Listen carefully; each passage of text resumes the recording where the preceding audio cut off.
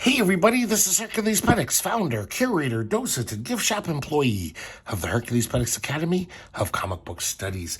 Today we're going to continue our look at the wonderful Batman run by writer Doug Moench and penciler Kelly Jones. And let's not forget inker John Beatty and colorist Greg Wright and letterer Todd Klein. We're going to look at number 523 through 525 today. And if you've liked the first few issues that these guys put out, you're going to like these too. Just what a run. They were just really firing on all cylinders and not letting up with the quality. Another beautiful cover. Look at that. That's so striking. Just the complete vertical Batman, upside down Batman. Amazing stuff.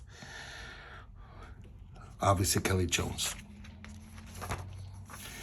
So we have Scarecrow, Dark Wings Fly Away in Fear, Part 1. And I already told you the creative team. We have another great introductory panel just to set the mood. I love these things, especially this one. It's kind of silly. Batman's holding a jack-o'-lantern. And I think I pointed this out earlier, how these guys have initialed every comic they did in this series, and with a number, almost like P. Craig Russell with his opus, whatever, 1 through whatever he's up to now. And you could, I don't think they've ever done this before. I don't think Doug Moench ever did this before in any comic he ever wrote. So I take that as a sign that these guys were proud of this shit. They knew that they weren't just doing your average monthly comic, hacking it out. They were like really putting all their heart into it. And you can see it from everything. Even the letters, the colors are fucking great in these. So we see the Scarecrow, and Doug Moench, it looks like he's obviously trying to make Scarecrow funnier. He's kind of just like saying all this goofy, kind of funny stuff. It's not that funny, but he's attempting to be funny. And he's got this little crow friend named Caw.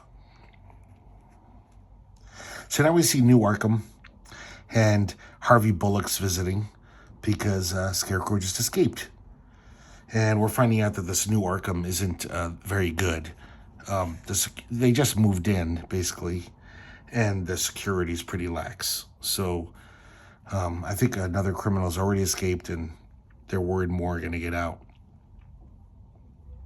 Interesting little panel there. Very Michael Goldenish. What's that interesting color there? Purple. Man, Greg Wright does a great job of these.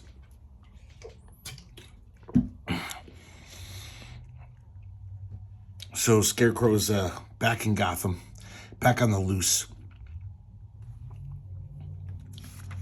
going around terrorizing people. But he's got a plan. And it definitely involves getting Batman.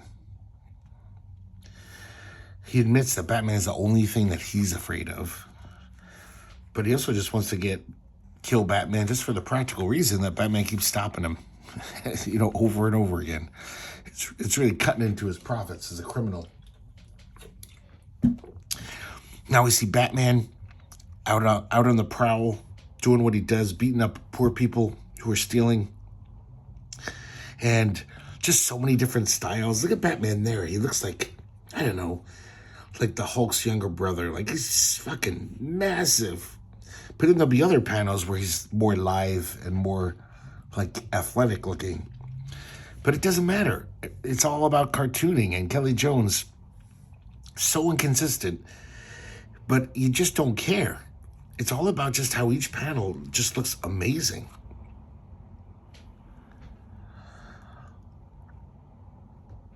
And there's so many money panels in this, just like almost every panel with Batman is just like kick ass, like almost like you want to cut it out and put it in a collage. In this latest issue, I have been seeing more Marshall Rogers Batman creep into Kelly Jones art.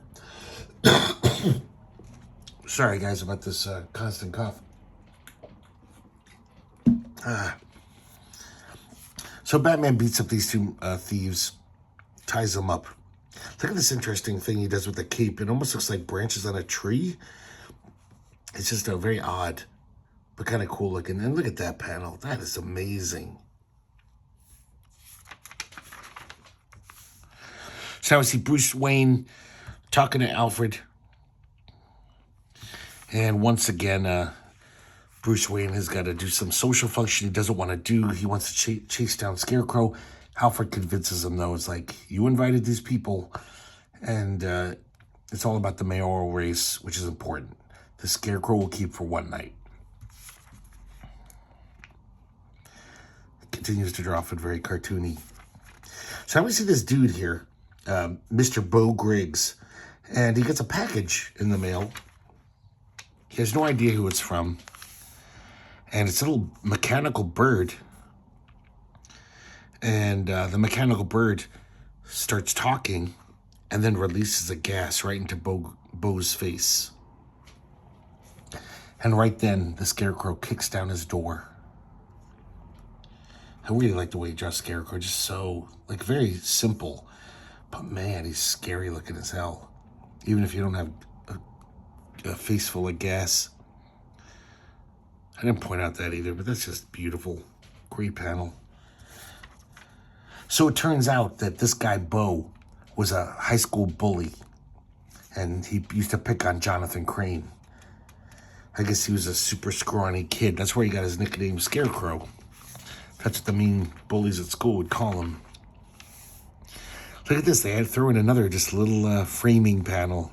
Like as if Batman's the narrator of the story or the... It's kind of interesting. So we're at the Wayne Mansion. It's this little social thing. All the three mayors-elect are there. Or the two people running for mayor and the sitting mayor. And this random guy, very cartoony. Just all these faces look great to me. Once again, we see the mysterious Madeline Corbett, who always shows up. She's kind of stalking Bruce Wayne, it seems.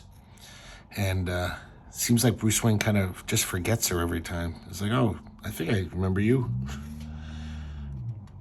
So I don't know where they're leading with that. Now we're back to Harvey Bullock. And Batman shows up and says, Harvey, I need your help. I want you to go to the morgue with this bug, an audio, like bug. And you're going to help me catch the Scarecrow. Once again, just a great, cool fucking panel. And look at him here with his neck arching down. This shit is wicked. So Bullock's at the morgue. Can I just say, I really am so tired of this fucking cliche. I think directors think it's so wry and cute, and they're being clever. Whenever they show a guy, a mortician, or the guy at the morgue, he's eating a meal. Because of course, they probably do eat a meal. It's their job. You know what I mean? But of course, to people who aren't used to being around dead bodies, it seems very just sick and disgusting. But God, they do this in every fucking cop show where the guy's always like sloppily eating and the detectives are all like, look at this guy. So Drunk Munch does it here. Just wanted to get that off my chest. It's done already. It was done 20 years ago. Please stop doing this. And so Bullock gets information from the mortician. Or not the mortician, though, whatever, the medical examiner, whatever he's called. And there is signs of fear gas in this guy, Bo, the dead guy. Then you guys look at this panel here. I don't know what the hell Kelly Jones is doing. First of all, this wicked cool Batman with, I don't know what the cape's doing there. I don't care. It looks cool as hell. It's just a beautiful design, but it's completely, a cape would not do that. I don't think. But look at this thing he does to show the night sky. Crazy. Just this purple line overlay. That is so neat looking. Especially in like a full-colored DC comic like this. Just that popping up. It's so weird. All these beautiful panels of Batman. God, man, I just love the way he just draws wrinkles. seeing Batman's cape, even at when he's not striking a cool pose, he just tries the drapery amazing, you know? All these great inking. Well, I guess that's John Beatty, but I'm pretty sure Kelly Jones delineates where the wrinkles should go. Now we see another one of the high school bullies. And, Batman, of course, using his brilliant mind, figured out who's going to be next on the list. He found out everyone in Jonathan Crane's, high school, and he found out who were the jocks. So it's a short list, and this guy's on it. He comes home, he sees this scarecrow dummy, and the head explodes, releasing gas, the fear gas. And then the real scarecrow shows up. Look at that, man, looking like, I don't know, some era of Bernie Wrightson. It's not as good, but it definitely has this Wrightson feel to it, that maddened face, that crazed face. And look at Batman gritting his teeth there. It looks like he's gonna, I don't know, he's furious.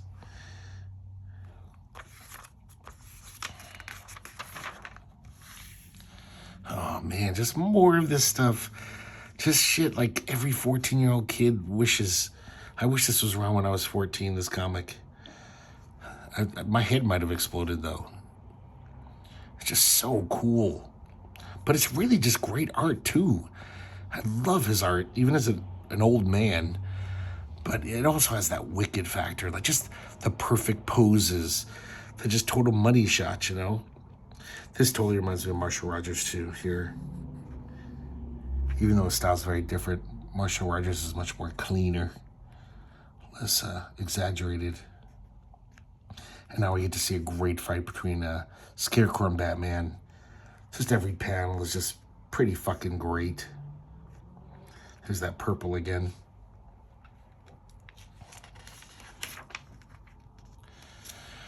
And then the guy that Scarecrow is going to kill, the high school bully, he basically puts in his head, he's like, the only way you can stop the fear is to jump out of the window. They're 10 stories up or something. And so Batman's about to clock Scarecrow, knock him out, and he says, if you waste time with me, you're not going to be able to save that guy. Look, he's about to jump out the window. And of course, Batman is going to make the right decision and save the guy. So we end the issue with him leaping towards this guy. And we have another great little preview panel. This page is kind of interesting too. Just look at this crazy panology. It's really nuts, but it kind of works for the chaos of the fight. So there's that one. Next, we have the second part, 524. Oh man, look at this cover. It doesn't even make sense though. Where's Batman's legs? I don't know, is he on a little... No, he's not on anything. It doesn't make any sense, but I don't care. It's fucking rad. It's so fucking cool, this cover. I don't necessarily care about what's around Batman, but man, that is a pose. But really, where are his legs? Where are his feet? Am I missing something here? Okay, I see a lot of Marshall Rogers here too in this introductory panel. They have a quote. You can discover what your enemy fears most by observing the means he uses to frighten you. So Scarecrow Part 2, Haunted Houses of the Head. And now we continue right where we left off. Same creative team, of course. Batman's leaping after this bully. Very exciting little scene. Some more crazy panels. And Scarecrow makes good his escape. Batman saves him using his bat line and basically says, wait here, I'll call the cops to come get you. And look how beefy Batman is here. He's huge. Just simple things like this, even though it's like pretty tiny, the way his cape's flowing, it totally has that just amazing Marshall Rogers energy where it's like, you couldn't teach this. You can't teach like why this is so aesthetically pleasing. The way Batman's running with the cape flowing behind him. It just is. Amazing stuff.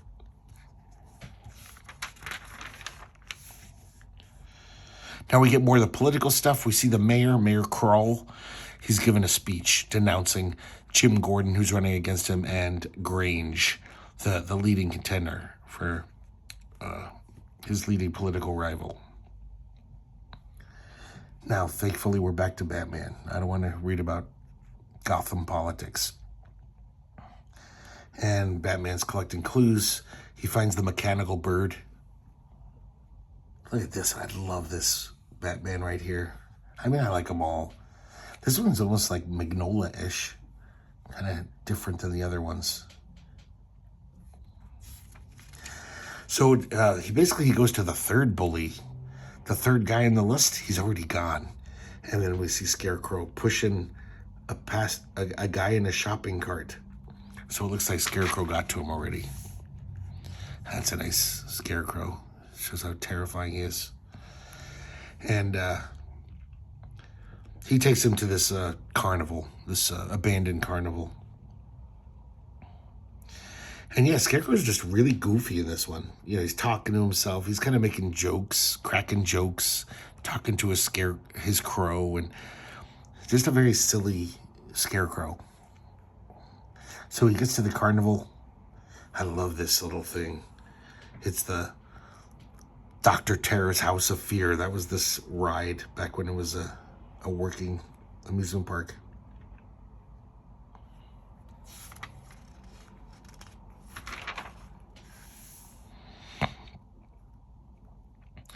And a little bit more about Mayor Kroll and all that stuff.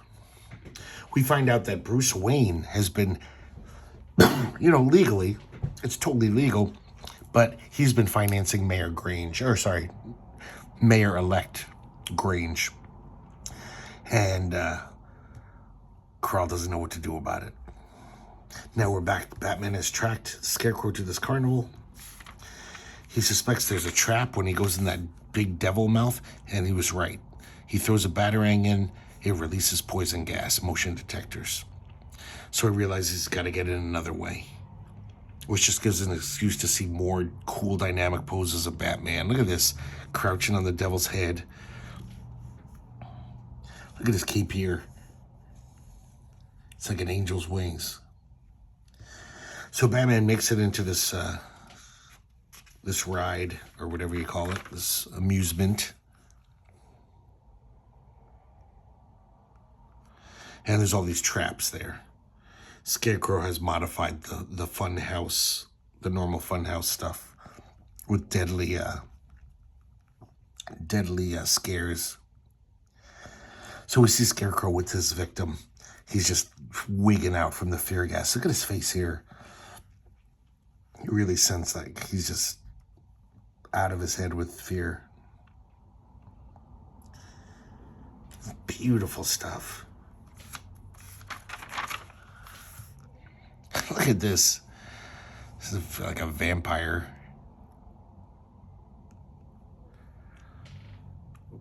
So finally he falls through a trapdoor, which actually leads him right to where Scarecrow is.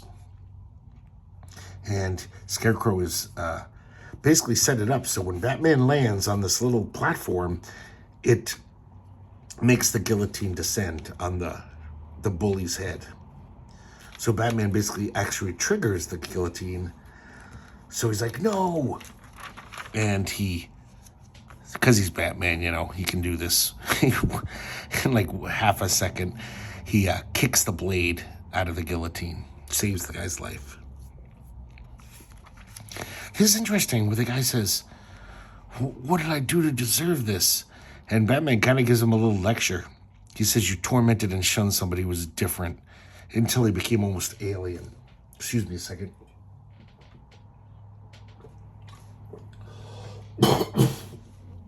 I'm sorry about this, guys. I've got such a frog in my throat.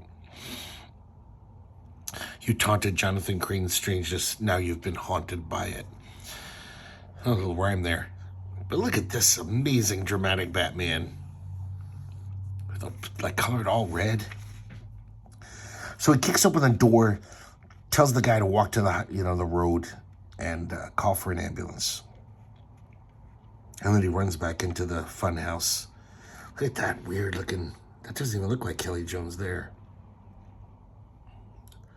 There's beefy Batman again, looking like a fucking UFC fighter or a wrestler.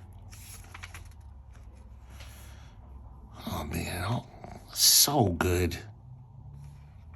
I know I sound like a broken record, guys, but I just love this art. Everything about it. There's Greg Wright with his beautiful greens. I don't know why, he's the master of green. So Batman turns the tables on Scarecrow.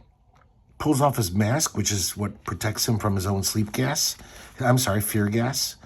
And he gasses Scarecrow. And look at that interesting little, I don't know if that's Art Nouveau or something, some cool little design motif. And Scarecrow's wigging out. But he's so scared, he's like attacking Batman. He still has the wherewithal to fight back and try to escape. Look at his body language here of him running. This is almost like, I don't know, like the Pander Brothers. Like so abstract. Just really interesting. Really cool looking. Kind of angular. So Scarecrow's freaking out.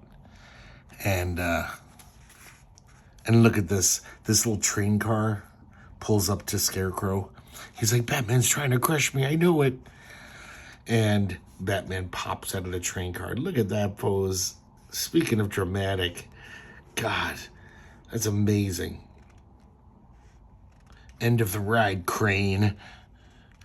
So he takes him out of the funhouse. Crane still is trying to fight back, but he can't fight Batman toe-to-toe. We all know that. Some wicked little mini fight scene here. Great stuff. And then he kind of knocks out Crane. Crane is kind of pathetic. He's just like, please don't hurt me. Don't pick on me anymore. Kind of sad. Just like the Killer Croc story arc we looked at last time. You kind of feel bad for Jonathan Crane. I mean, he's a horrible psychopath, but you know, he's been done wrong. And he's a sad little fuck. And then we have the teaser for next issue. Mr. Freeze is coming. So here we go, guys. I guess this was part of the Underworld Unleashed crossover event. I don't know what it was, but thank God. This is just a standalone issue of Batman. I don't know what it has to do with Underworld or whatever that series was. But this is number 525. And for some reason, the artists signed the cover of this issue. Little Kel and Big J. Beautiful stuff. Look at that. So this one's called Frozen Assets. And like the title drawing is like Batman shivering in the cold. So a lot of times these were kind of goofy and funny. Look at this page though. Oh my God, the cityscape. Batman's, it looks like he's wearing 5 capes or something. I don't know what the hell. I just noticed this. Look, it's even wrapping around the water tower. There's no way this cape is feasible in any way. Man, this is beautiful. Love this page. Look at that. Batman's looking ugly. He's so mad he's ugly.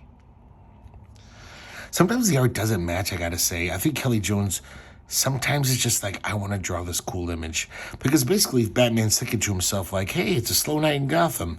I took care of Scarecrow, Killer Croc's back in the swamp. Black Mask is kind of laying low. But then Kelly Jones draws this on his face, which doesn't seem to match up what he's thinking. He should be a little more calm and not biting his lower lip until it bleeds. More just all these shots of the city are so just expressive and beautiful. Yeah, like every chimney here has a little character to it, you know? Oh my God, look at his cape here. That's nuts. But it looks wicked cool. So now we see Mr. Freeze. Mr. Freeze is out of Arkham. He didn't escape. He got released. I guess he faked that he was sane.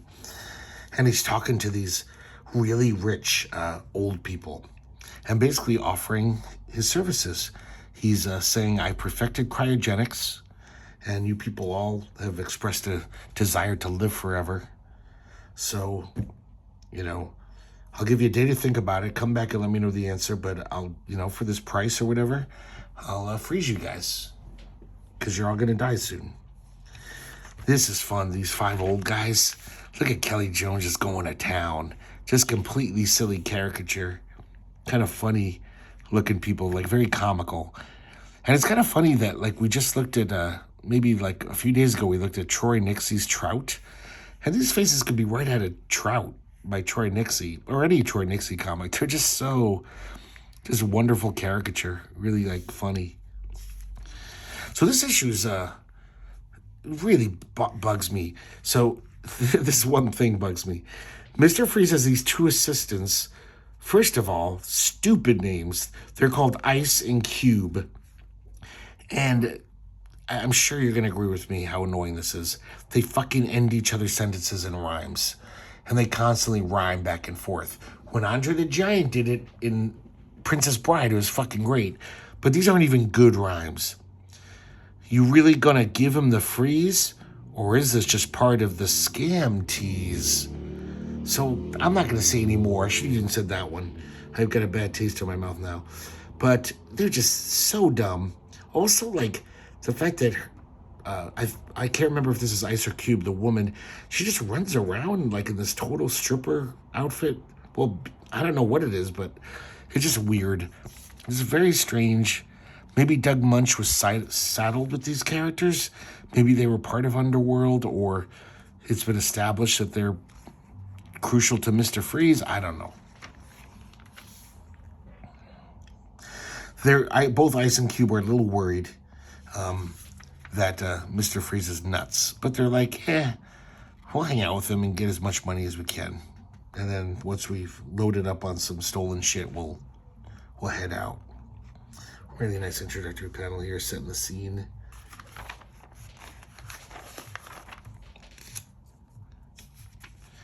And this is kind of an interesting scene. Sarah Gordon meets Jim. And Jim says, I'm dropping out of the race. And Sarah says, I was going to endorse you. And he says, nah, I'm dropping out. You should endorse Grange. We both know that Kroll is just a shitty man.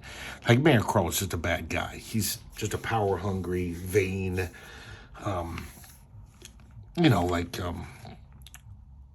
a president that is about to come into office. He's not a good person. So, and they actually have this kind of tender moment where they're not getting back together, but, it seems like they still obviously have affection for each other, or at least respect for each other. Their relationship just didn't work out. All these faces, that's a great panel there. Very Gene Colan right there. I just noticed. And I don't know why the color scheme on this is so gorgeous. Has nothing to do with the rest of this. It's very odd, but beautiful. Almost like Mobius coloring.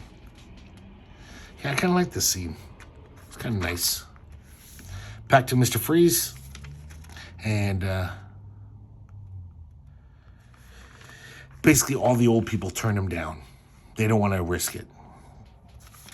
So he says, fuck it. I'm going to kill him anyway. I'm going to go to their house and freeze them. Against their will, and steal as much shit as we can get from their mansions. I like this Bullock here. Maybe because in all of comics, he's the character I look most like. He comes closest to me. So the cops are there checking out the first victim. They're like, oh yeah, once again, we get one of those little Batman things. So guys, I don't know if I'm unobservant. Maybe I'm just that visually blind to things. But the little puppet master guy who's in every issue, the first few issues, in the corners, we never knew what the deal was. I can't find him in these. So if you see him, please let me know in the comments. Say, oh yeah, he's on page 8 there. Because, to be honest, I didn't go over with a fine-tooth comb, but I was checking checking out for the puppet guy, but I didn't see him. Some more wicked cool Batmans. Look at him here, just looking like a fucking psychotic. Looking like the Incredible Hulk almost. So Batman's hanging out with Robin. They're trying to figure out, doing their detective work. Robin's helping him with the computer. And Robin comes up with a brilliant idea.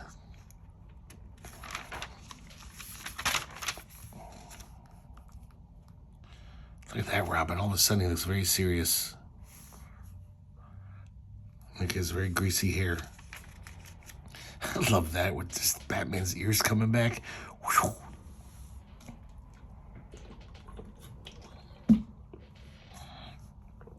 I love that cute little Batmobile. I know I've said it before. So Batman's checking out the list. Who's been murdered? They find out who the other old people who met with Freeze are. Guys, this panel in particular, I wouldn't even think that was Kelly Jones. I wouldn't even know who that is. But I would buy everything they ever drew. That's such a good panel of Batman. So Batman races to this one of the guys on the list, this old man. He's a crazy old coot. And he's calling his butler. He's saying, I feel a draft. And Ice and Cube show up. I guess Ice is the woman. Man, look at this gnarled character of the old millionaire. That is complete Wrightson-esque. That's some great little caricature. And of course, Mr. Freeze shows up. And he freezes the poor old guy. Meanwhile, Ice and Cube are just ransacking the place. And Batman shows up and kicks their ass. Look at this great, scary Batman. Batman throughout these issues, especially in the Scarecrow issues, was talking about how, Scarecrow uses fear like I do. He uses gas, but I use, the creature of the night thing. They're both weapons in our arsenal. I rely on fear, scaring criminals, because sometimes there's 10 of them. They'd kick my ass if I didn't have this edge. And you can totally see it there. That's actually kind of frightening. If you saw that guy in the shadows, you'd be like, ah. Of course, Batman makes pretty short work of these guys. I'm surprised they even get a few licks in, because they're a bunch of goofballs. But, oh, look at this Batman striking a woman. He's a feminist. But that panel, too. Just the design element of the cape doing this beautiful. Oh, man. Everything about it.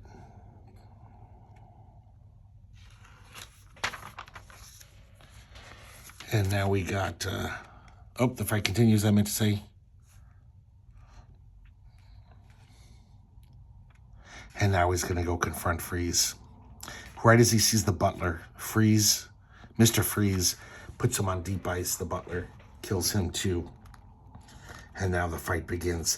Batman's dodging his ice blasts. He grabs this shield from a suit of armor. Oh man, I want to just slow down so much to just look how, well, you guys have pause buttons, but I recommend pausing on every page and just savoring everything. God, there's the old millionaire's head. It's so cartoony. I love it. It's an interesting page to lay out. I don't know why. It just looks different to me. So Mr. Freeze, pretty much freezes Batman's arm. There's another, very Marshall Rogers. Of course, he makes the ears longer. Kelly Jones. A lot of the fans would write into the letter pages and be like, his ears are too long. And let alone the cape thing, But even his ears were too long. So Batman uses his ice-covered fist to wallop Mr. Freeze, and it shatters his helmet. And if you guys, I don't know if you know about Mr. Freeze, he can't survive in normal temperatures. He has to be kept in a very low temperature. That's why he always wears this suit. That keeps him cool. It's a refrigeration suit. So Batman shatters that. And then on top of that, he stumbles into the fireplace. So Mr. Freeze is just steaming. He's like, I can't last more than an hour without my helmet. Batman says, shut up, Freeze. Police are going to be here shortly. They'll put you back on ice. Oh, God, look at that Marshall Rogers Batman there. This looks so good. And then I love this. Batman leaves, and he kind of puts the Mr. Freeze half in the refrigerator. And Mr. Freeze is saying, it's not cold enough. And the police are going to pick him up soon. And we have the coming attraction panel, the teaser, and that's it. I really like that ending. Because, you know, Batman's tough but fair. He's not a murderer. But he's also not going to go out of his way to make Mr. Freeze that comfortable. Oh, man, another 3 great issues. I'm going to be sad when this series is done, when I've looked at all of them, because I'm digging this shit. I guess I still have many, you know, all those Batman-Dracula crossovers where Batman becomes a vampire. There's like 3 of those that these guys collaborated on. So, you know, I got to track those down. I don't own those, but I do own all these, and hope you guys are enjoying them as much as I am. This is definitely not as cerebral as some of the things we look at this on the show, but it's artistically, I think, equal to anything. It's fucking beautiful. And I hope to see you next time here at the Herculespetix Academy of Comic Book Studies.